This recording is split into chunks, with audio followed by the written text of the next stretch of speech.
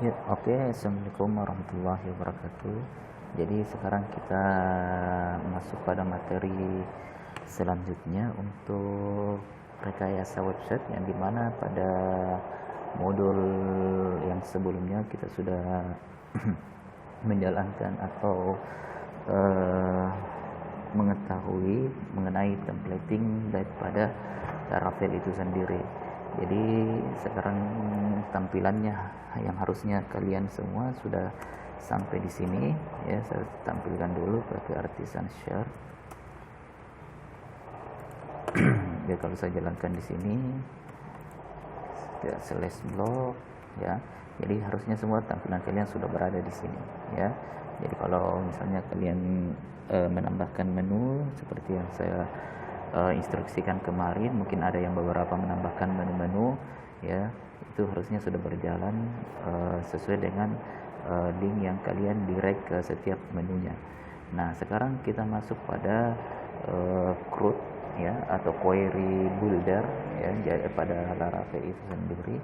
Jadi pertama kita buka dulu dokumentasinya mengenai Laravel ya, dari laravel.com.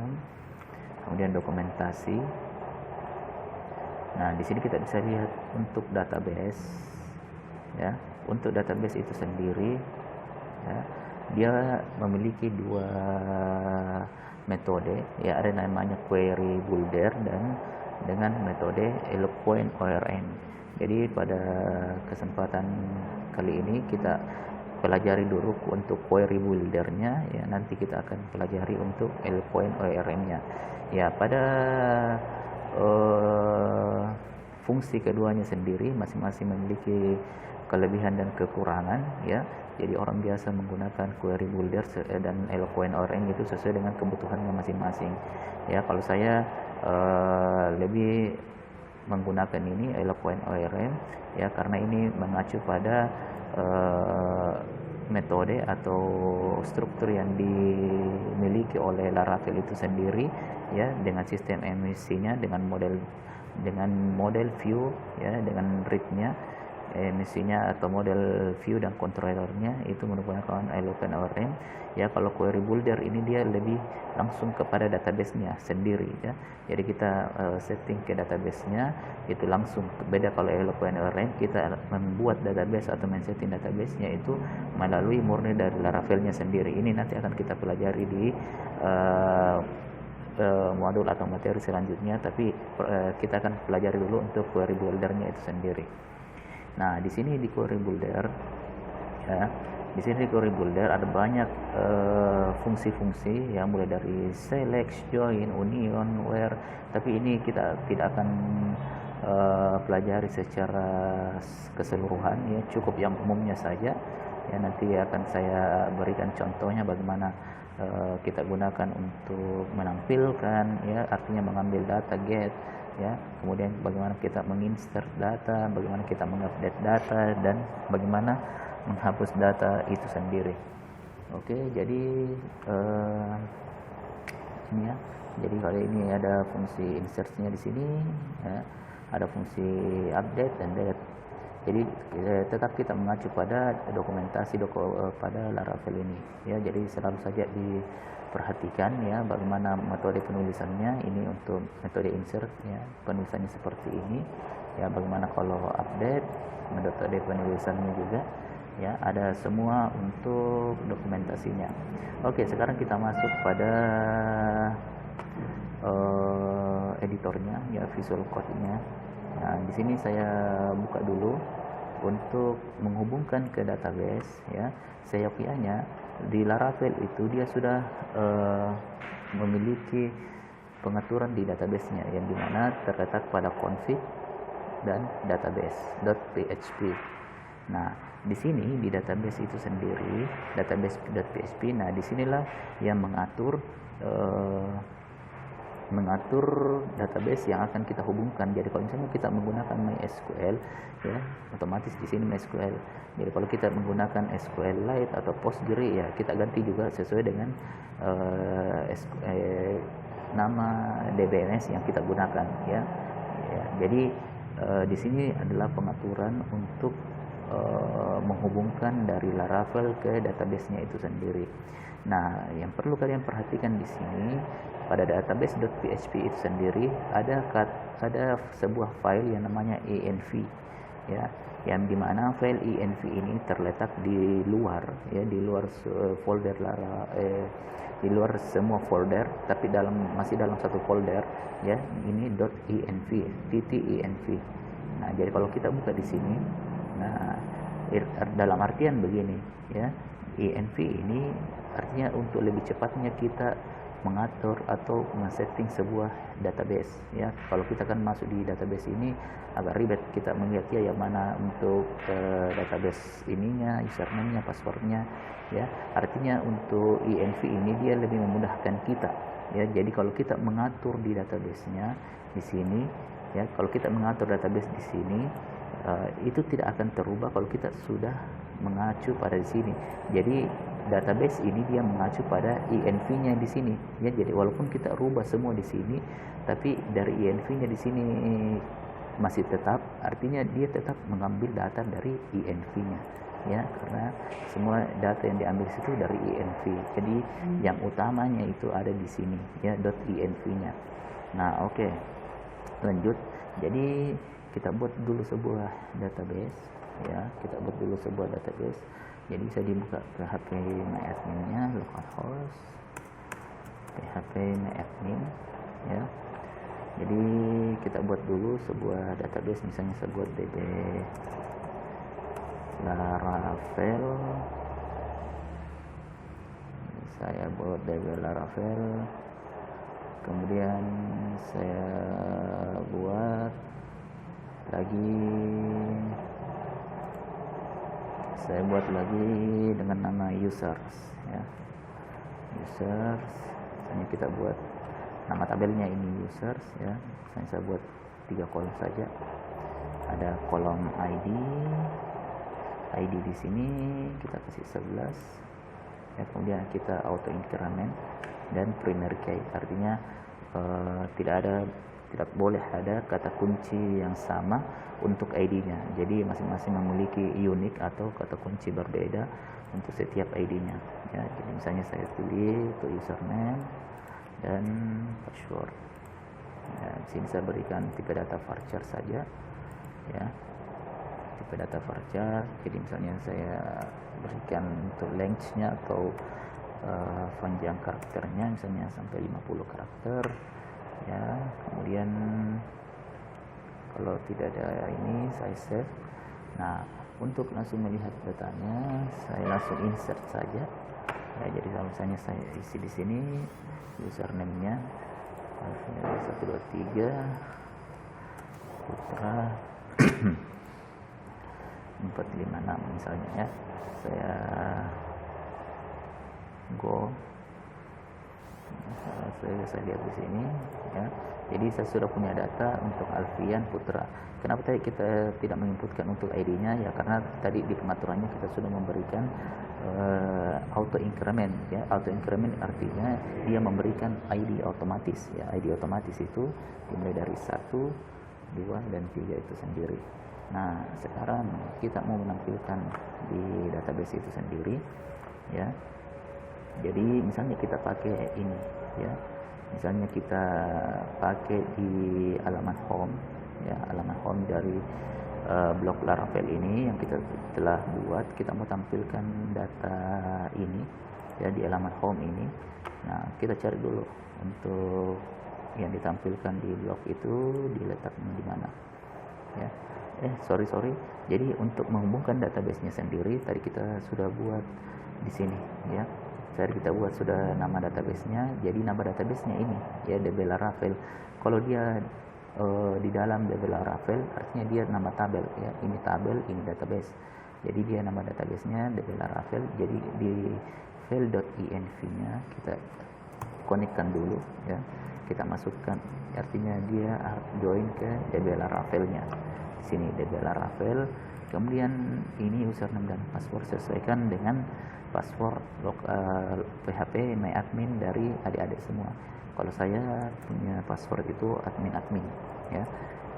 Biasanya kalau kalian install Exam, ya, itu username-nya tidak ada, dan passwordnya juga tidak ada, itu secara defaultnya ya. Atau bisa kalian tulis begini saja, root ya, itu kalau secara defaultnya pada PHP app-nya untuk di Windows. Tapi kalau saya di Linux, saya menggunakan password dan username itu admin ya. Jadi yang diubah di .env ini cukup nama database-nya ya, kemudian DB username-nya dan DB password-nya. Ini username dan password untuk PHP My Admin-nya. Oke. Setelah itu kita save. Ini DB host-nya. Untuk ini 127.1 ini localhost ya. Kalau kita ganti localhost di sini bisa juga. Localhost bisa juga kita ganti seperti ini ya. Namun defaultnya itu adalah 127.0.1. Oke. Ya, jadi sekarang kita menampilkan dulu ya. Kita di resource di sini, di resource di halaman home ini ya, kita akan menampilkan di sini. Di sini ada, kita akan menampilkan section main-nya ya. Jadi selalu kita bermain di main untuk isi dari setiap menunya ya. Jadi setiap menunya kita bermain di main-nya, artinya kita akan menampilkan sesuatu di dalam menu home ini ya. Jadi di sini yang kita edit di section main. Jadi ini saya hapus dulu. Misalnya, selamat datang di home. Selamat datang di home. Apa saja lakukan. Nah, ini dia selamat datang di home ya. Nah, sekarang kita akan mengambil sebuah data dari database. Itu kita atur dulu di controllernya ya, di controllernya yang dimana HTTP ya, HTTP ini controller. Nah, untuk controllernya sendiri ya ada di block controller ini ya. Jadi di block controller ini dia sudah ini ya, dia sudah men-setting untuk semua menunya, tapi ini kita tidak gunakan dulu ya. Jadi kita hapus saja dulu ini. Cek sampai segini saja untuk home ya. Untuk home-nya saja dulu yang kita atur. Oke. Nah, jadi di sini kita akan tuliskan script untuk pemanggilan dari database-nya. Nah, oke, sebelum itu kita harus memanggil dulu faces-nya untuk terintegrasi ke dalam database-nya ya. Script-nya itu ada di database ada di file app di dalam file config ini ya, di file config app ini. Jadi kita ambil illuminate-nya ya, artinya dia akan menghubungkan ke database-nya sendiri ya. Kemudian kita copy ya, paste ke sini ya, artinya dia mengambil illuminate ya, facets dari database yang sudah kita hubungkan ya. Kalau kita mau berhubungan dengan database-nya, tapi kalau tidak dengan database cukup dengan templating saja, kita tidak perlu menggunakan ini.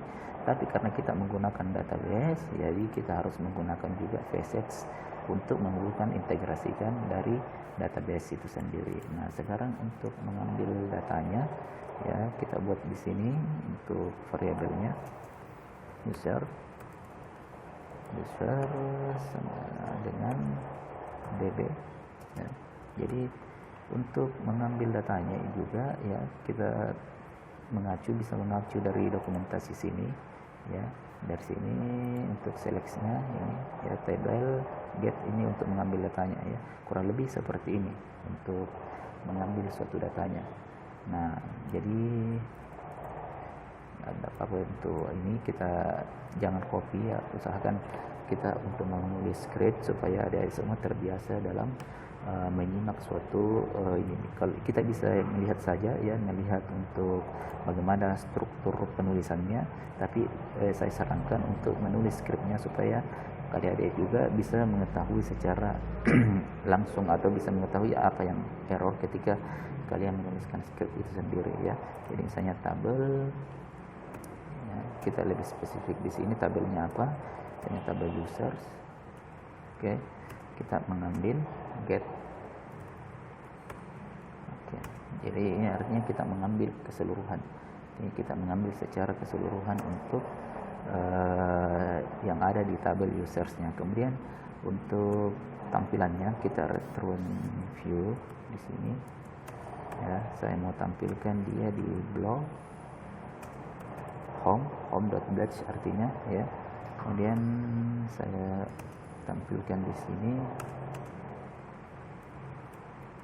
Ya, itu diawali dengan tutup begini. Ya, saya buka dulu users. Sorry, nggak pakai di sini users. Kemudian dia memanggil tabel usersnya ya, $users. Oke. Jangan lupa titik komanya. Nah, selanjutnya untuk menampilkan ini ya, kita sudah mengatur di controllernya. Kita sudah mengatur di controllernya sendiri. Kita kemudian mengatur di home.batch-nya ya. Di sini kita menggunakan fungsi for each ya. Menggunakan fungsi for each untuk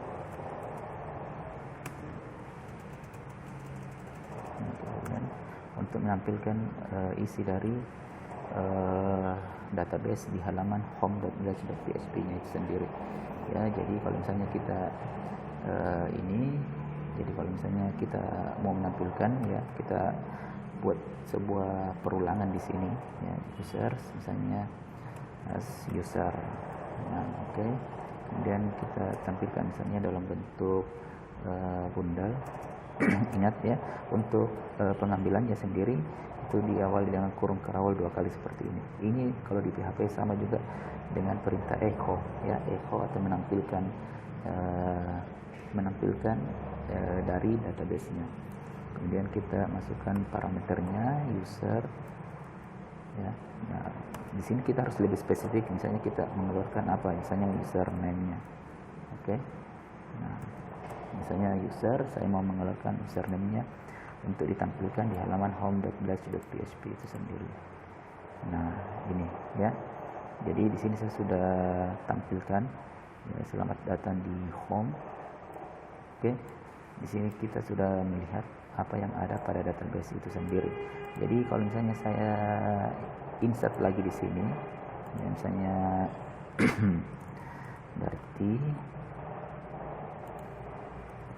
passwordnya misalnya saya Meli misalnya ya 33. Nah, jadi kalau saya go lagi di sini ya, harusnya di tabel home juga itu akan bertambah ya. Jadi kalau saya reload, nah ini dia akan bertambah di sini. Oke. Jadi itu kita menggunakan perintah select di sini ya. Artinya kita mengambil keseluruhan datanya. Terus bagaimana kalau misalnya kita mau menampilkan juga passwordnya ya. Jadi bisa kita hubungkan di sini, tambahkan ya. Jadi cara menambahkannya itu scriptnya kita titik ya, untuk menambahkan variabel baru, kemudian koma atau memberikan spasi ya, kemudian ini, kemudian kita pilih password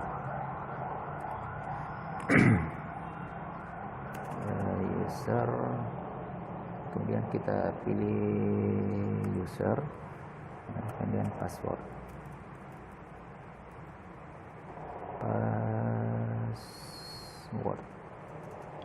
Ini kita pilih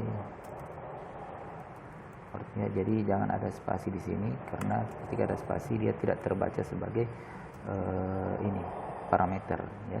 Jadi cukup begini saja. Oke, jadi kalau kita tampilkan harusnya passwordnya juga sudah muncul di sini. Nah, itu metode untuk selectnya ya, itu untuk metode pengambilan datanya.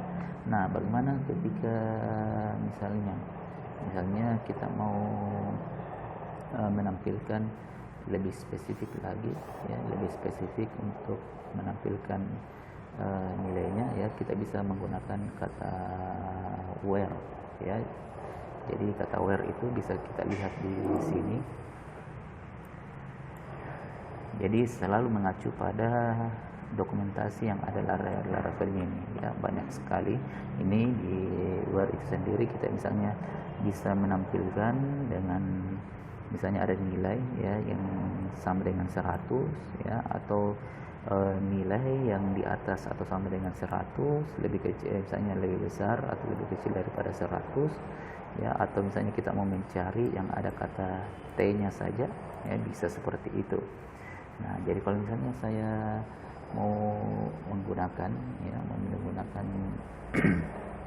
ini where-nya di block controllernya, di sini kita tambahkan ya, misalnya kita tambahkan di sini where misalnya user name-nya itu ya, saya mau tampilkan dia yang ada Alfiannya saja ya, misalnya Alfian saja ya, misalnya saya mau jadi spesifik begitu ya. Oke, di sini bisa dilihat. Nah, maka yang akan ditampilkan yaitu dengan nama Alfian saja ya. Nah, ketika kita mau menampilkan misalnya yang ada huruf A-nya saja, bisa kita ganti di sini persen ya, artinya dia like itu dengan fungsi search ya, dia mencari ya, artinya yang username yang berawalan A-nya ya, yang ada menggunakan kata atau huruf A. Jadi kalau misalnya saya jalankan, nah yang ada huruf A-nya hanya Alfian, Putra, dan Darti ya, dia tidak menampilkan Meli. Oke ya, jadi itu untuk fungsi where-nya. Jadi banyak yang bisa digunakan untuk di fungsi where-nya itu sendiri ya. Silahkan di explore lebih jauh ya, apa mengenai fungsi-fungsi where. Di sini saya hanya memberikan secara umumnya saja. Oke. Nah, jadi itulah untuk ini ya. Sekarang bagaimana kita menginsert datanya ya. Jadi ini saya copy dulu ya. Jadi tidak jauh beda untuk insert datanya ya. Jadi misalnya kita mau menampilkan secara langsung ya, secara langsung bagaimana cara menginsert data ya. Jadi ini saya ini dulu komentar. Oke. Nah, untuk menginsert data kita tidak perlu menggunakan lagi parameter untuk deklarasikan parameter ini, karena tidak ada tombol save, langsung saja dijalankan ya. Berbeda kalau misalnya kita menggunakan tombol, itu baru menggunakan parameter usersnya ya. Jadi kalau misalnya di sini kita langsung bisa ganti di sini ya. Jadi kalau misalnya saya jalankan misalnya insert. Nah, oke, sekarang kita mengacu lagi pada dokumentasinya ya, insertnya. Jadi ini ya, jadi misalnya kita insert, misalnya username-nya apa, langsung lebih spesifik ya. Misalnya saya mau menampilkan username dan passwordnya, misalnya saya mau menambahkan username dan password yang baru ya, kita buka kurung segini. Oke, jadi kita buat array ya, atau kita buat parameter baru username di sini, sama dengan misalnya saya menambahkan nama baru Dain misalnya ya, Dain, kemudian passwordnya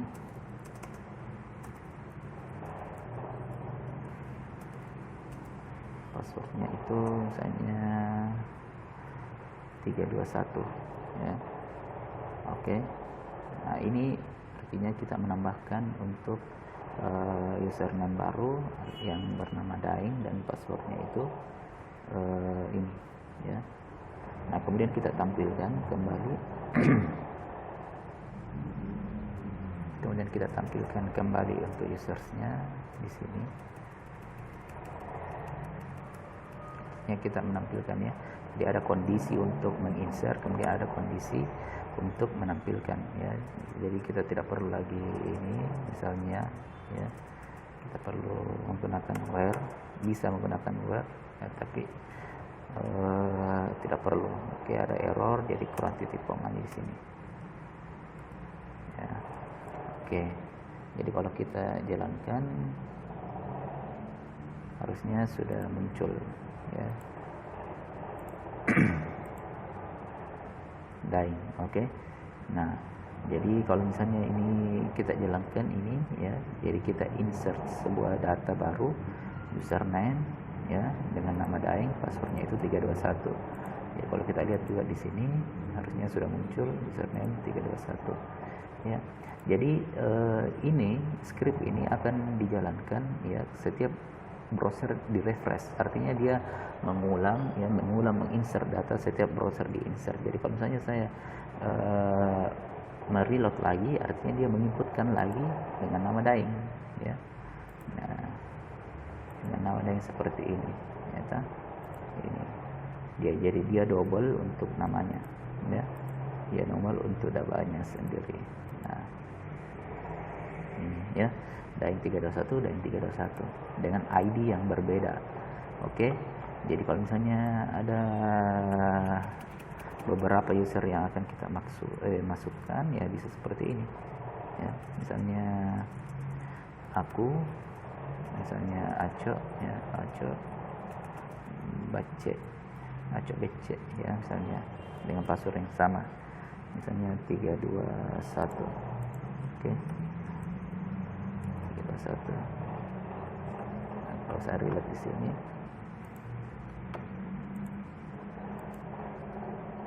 ini ya, jadi sudah maju untuk Aco ya. Jadi ya, jangan lupa kita tambahkan koma ya, berapapun parameter yang kita masukkan kita tambahkan koma di sini, itu untuk insertnya. Nah, kemudian bagaimana untuk update-nya sendiri ya. Jadi ya, misalnya ini sudah masuk Aco BC ya. Jadi misalnya saya mau lagi untuk menampilkan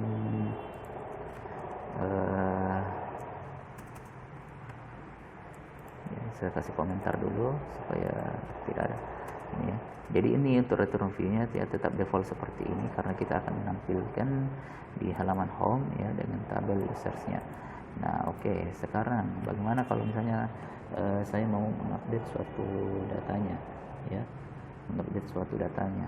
Nah, kita bisa lihat di sini di dokumentasinya. Lihat dokumentasi updates ya, di sini updates-nya. Jadi nama ininya langsung ya, nama tabelnya, usersnya. Kalau mau lebih spesifik menggunakan ID keberapa yang akan kita lakukan update data ya, kemudian data barunya ya, bisa seperti ini, update atau insert ya. Jadi dia mengupdate kemudian memberikan data yang baru ya, ada. Jadi cukup banyak di sini ya, tapi pada kasus ini saya cuma memberikan contoh untuk update datanya ya dengan username-nya saja. Jadi ya, saya memberikan sebuah contoh untuk yang username-nya ya. Jadi misalnya di sini saya tulis dulu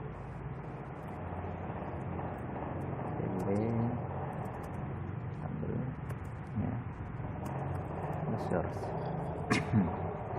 Ya, kalau update ya otomatis menggunakan where ya, artinya dia menggunakan kondisi di mana ya yang data username. Misalnya saya mau lebih spesifik mengganti namanya misalnya ini ya, misalnya nama saya ya Alfian, saya mau ganti nama Alfian ya, kemudian sini update ya, kita menggunakan kata update, artinya dia mengubah, kemudian kita bukan menggunakan kurung kawal tapi kurung siku seperti ini ya. Ya, jadi langsung saja kita lebih spesifik username ya, yang barunya yang akan kita rubah itu adalah misalnya Alfian, saya ganti dengan nama Sumarti. Saya ganti dengan nama Sumarti seperti ini. Oke. Nah, ini untuk update datanya. Nah, kemudian kita tampilkan kembali ke users, ya. Kita tampilkan untuk setelah data setelah diupdate itu tabel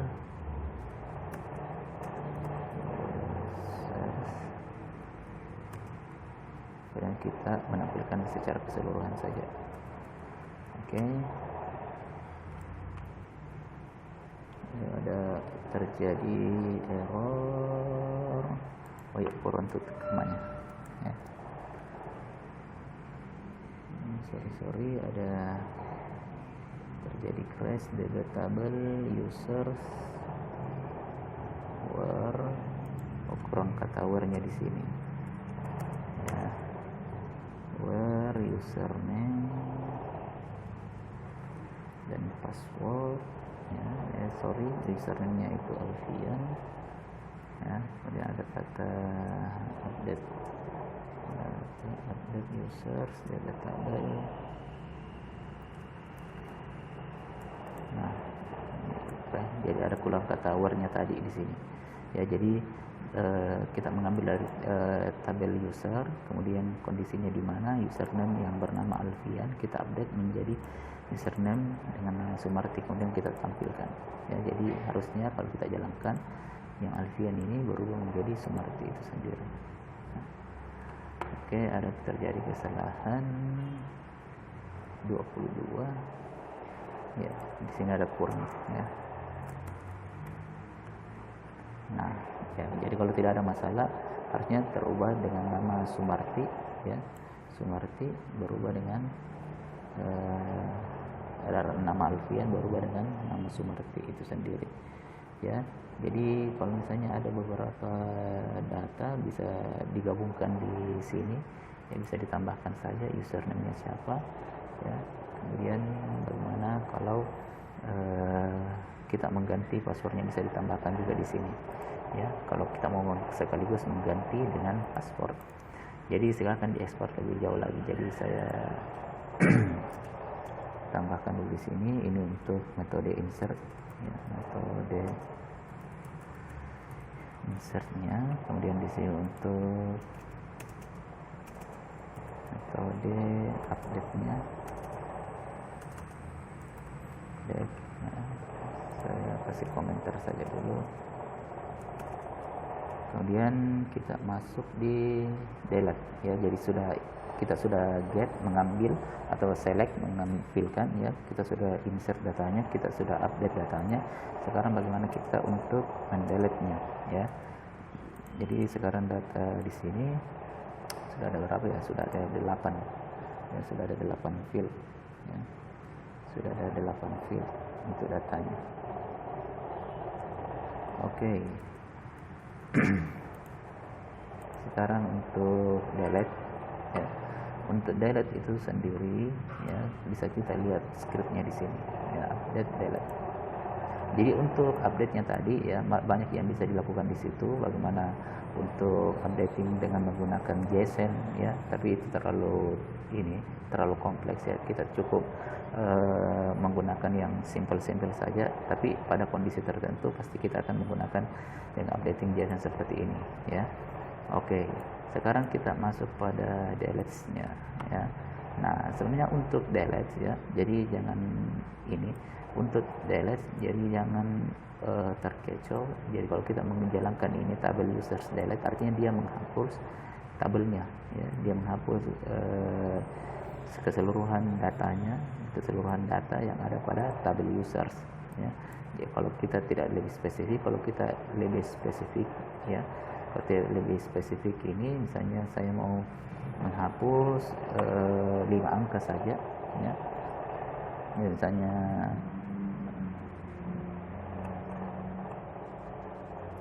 jadi kalau misalnya saya mau menghapus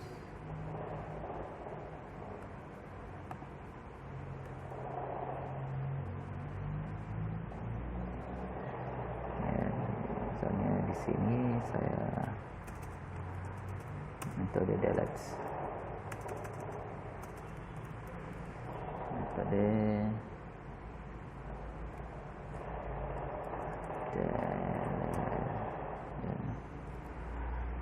misalnya kita mau lebih spesifik ya, kalau ya. Misalnya saya mau lebih spesifik ya, kalau saya misalnya mau hapus ID-nya ya, misalnya saya mau hapus data user sini lebih dari 5 ya, jadi cukup 5 data saja ya, kita bisa atur di sini ya, jadi kita copy saja ini untuk lebih cepatnya.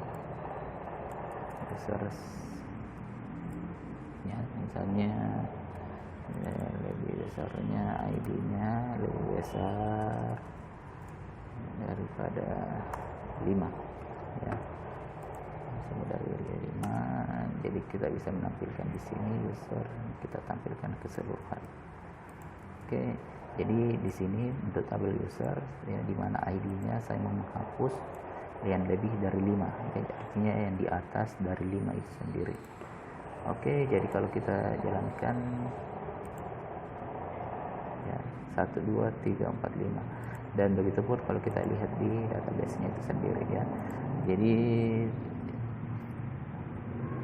Jadi itulah tentang query builder-nya. Jadi ada banyak yang bisa dilakukan ya, ada banyak yang bisa dilakukan dengan query builder ini. Ada metode join, ada metode select, update ya, dan debugging ya. Tapi yang umum saya tampilkan di sini hanya select, insert, dan update-nya itu sendiri ya. Jadi ini untuk metode insert-nya, metode update-nya, dan metode delete-nya itu sendiri ya. Silahkan di-explore lebih jauh lagi adik-adik semua ya, jangan cepat putus asa kalau terjadi error ya. Silahkan disimak per detail untuk materinya ya, jangan sampai ada salah penulisan, karena kalau kita menulis skrip seperti ini salah penulisan saja itu pasti akan terjadi error ya. Kalau kita lupakan titik koma saja begini ya, itu terjadi error ya. Bagusnya juga ini text editor dia menampilkan pesan errornya kita, bahwasanya terdapat error, tapi untuk lebih spesifiknya errornya di mana tidak diketahui ya. Jadi kita harus lebih familiar lagi menulis sebuah script ya, menulis sebuah script, jangan hanya copy script saja, tapi kita harus mengetahui alur penulisannya ya, seperti itu. Oke, silahkan dicoba dulu, kalau misalnya ada pertanyaan bisa langsung ditanyakan kepada saya lewat grup atau bisa lewat ini ya. Oke, saya akhiri untuk penjelasan query buildernya untuk Laravel ya. Assalamualaikum warahmatullahi wabarakatuh.